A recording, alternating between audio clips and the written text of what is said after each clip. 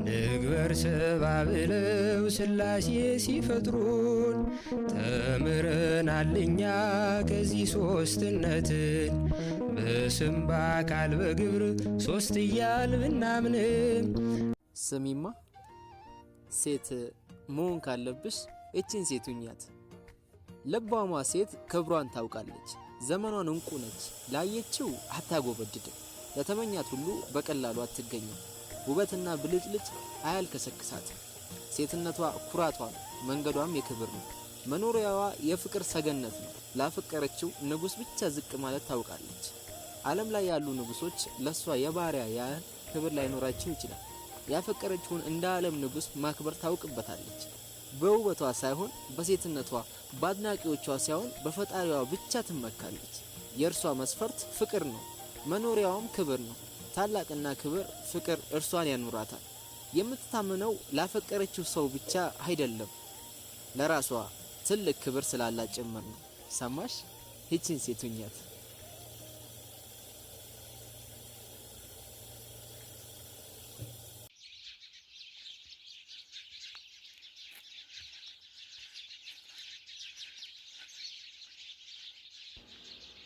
ሰላም ሰላም ናይ ገነቱ ቤተሰብ ሃመይ ፀናሕካትኩም ሰላም ካትኩም ኣብ ድናኹም ብዙሕ ተረፍ ይበለለይ ለማንት ሕዘልኩም መፀድ እናእኹ ቪድዮ ማለት እዩ ደስ ድብል ቦታ እዩ ማለት እዩ ተኽልታት ድሓዘ ኩሉ ነገር ድሓዘ ኢና ኩራተይ ሳብስክራይብ ምግባር ኣይትረስዑ ላይክ ሸር ተጋግኸው ነገር ድማ ኣብ ኮመንት ጽሓፉልኝ ማለት ነው። ለማዕንቲ ሲ ታዱ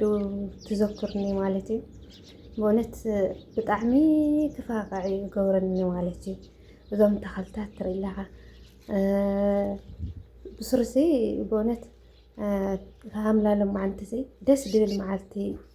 ትውዕልተለኻ ሲ በቃ ተስተማስል ማለት እና ሃምላ ለማዕንቲ ተስተማስል አይፈልጥ ዓዲ ዓረብ ድንህና ጓላት ማለት እዩ ብጣዕሚ ከላ ኣየር ይድናፍቐና ተኽልታት እንድሕርአና ለብርቂ ድመስለና ማለት እዩ እና እዚ ንመስል ሃምዝኻ ብነፃነት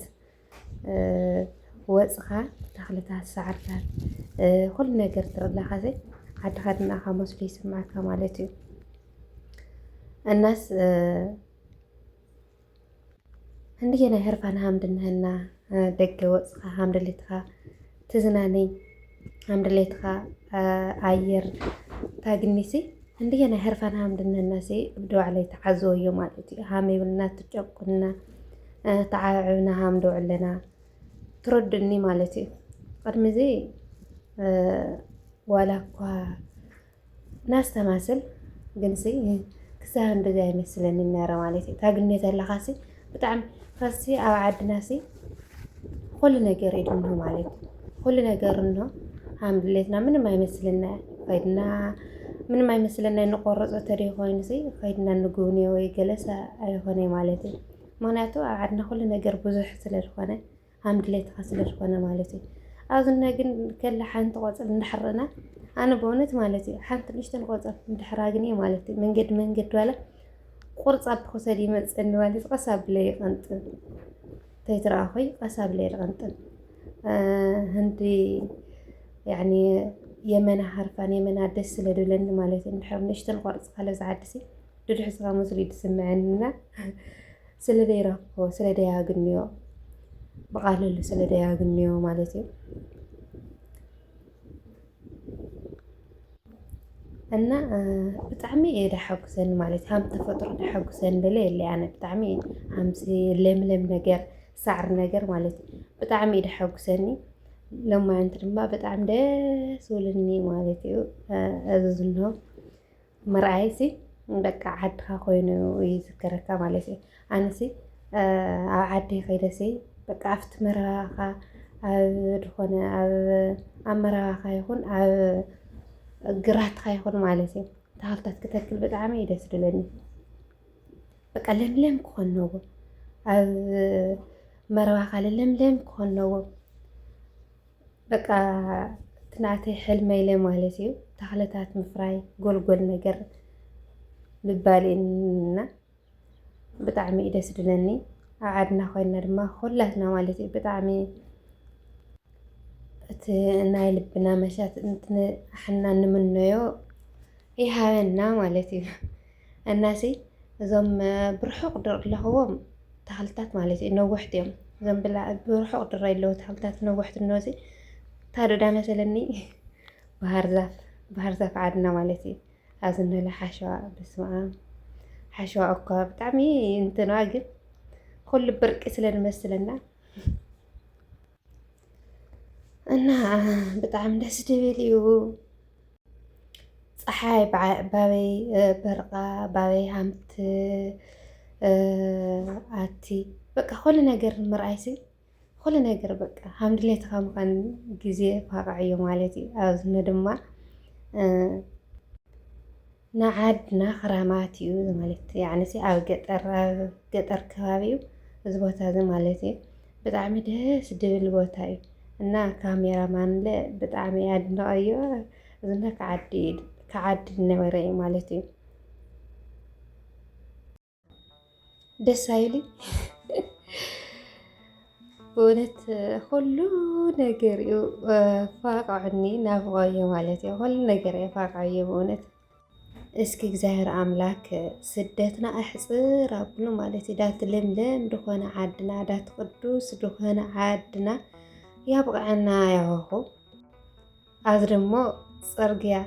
እዚ ዳበይ ዶ ዝዝከረኒ ካብ መኾኒ ጀምርካ ማለት እዩ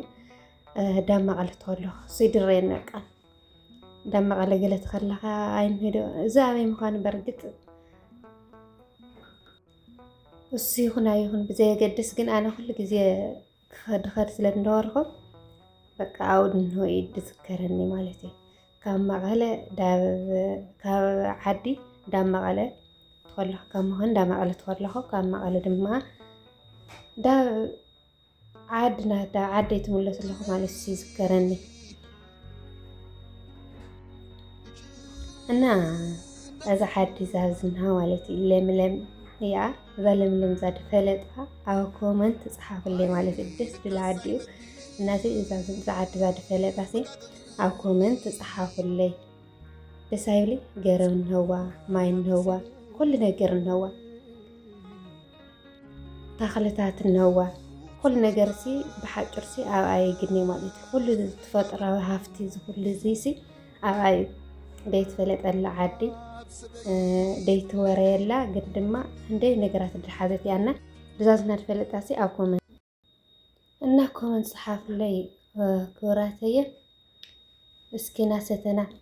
መዝሙርና እናዳመፅና ስራሕና ምስ ወዳእና ማለት እዩ መዝሙርና እናዳመፅና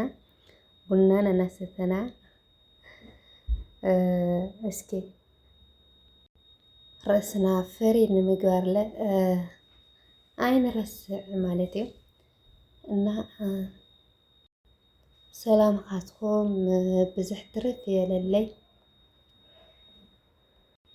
ኣብ ድናእኹሞ